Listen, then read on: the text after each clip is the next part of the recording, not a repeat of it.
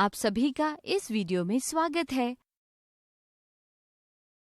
अपनी पिछली वीडियो में हमने अंकगणित की आधारभूत प्रमेय यानी कि the fundamental theorem of arithmetic का अध्ययन किया।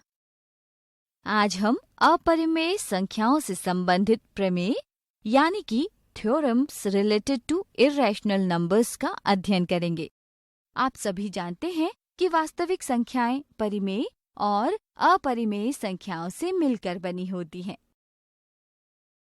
प्यारे बच्चों, क्या तुम बता सकते हो कि इनमें से कौन सी संख्या परिमेय व कौन सी अपरिमेय है? शाबाश! ये सभी संख्याएं परिमेय हैं क्योंकि इन्हें P/Q के रूप में लिख सकते हैं। और बाकी सभी संख्याएं अपरिमेय हैं क्योंकि इन्हें P/Q के रूप में नहीं लिख सकते।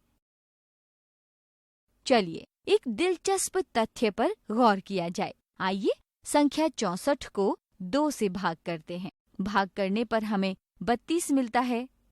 क्या आप बता सकते हैं 64 का वर्गमूल क्या होगा?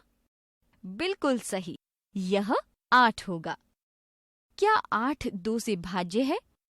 जी हाँ, 8 को 2 से भाग करने पर 4 प्राप्त होता है। ऐसा ही यदि हम और संख्याओं के साथ करें तो आप क्या देखते हैं? इन उदाहरणों के आधार पर हम किसी धनात्मक पूर्णांक माना a के लिए हम कह सकते हैं कि यदि a की घात 2 किसी अभाज्य संख्या माना b से भाज्य है तो संख्या a भी b से भाज्य होगी। आइए आगे बढ़ते हुए वर्गमूल 7 जो कि अपरिमेय संख्या है पर विचार करते हैं।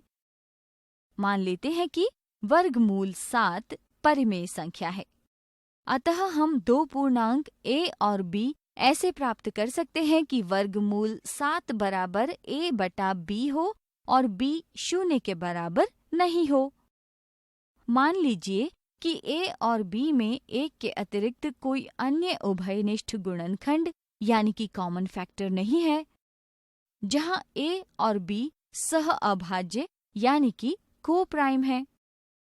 दोनों पक्षों का वर्ग कर इसे पुनर्व्यवस्थित यानी कि रीअरेंज करने से हमें 7b की घात 2 बराबर a की घात 2 प्राप्त होता है।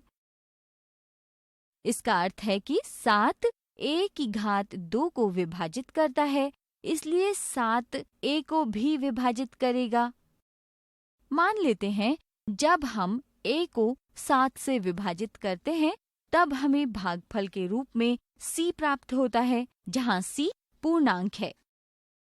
a का मान समीकरण 1 में हल करने पर हमें b की घात 2 बराबर 7 गुणा c की घात 2 प्राप्त होता है। इससे पता चलता है कि 7 b की घात 2 को विभाजित करता है, तब 7 b को भी विभाजित करेगा।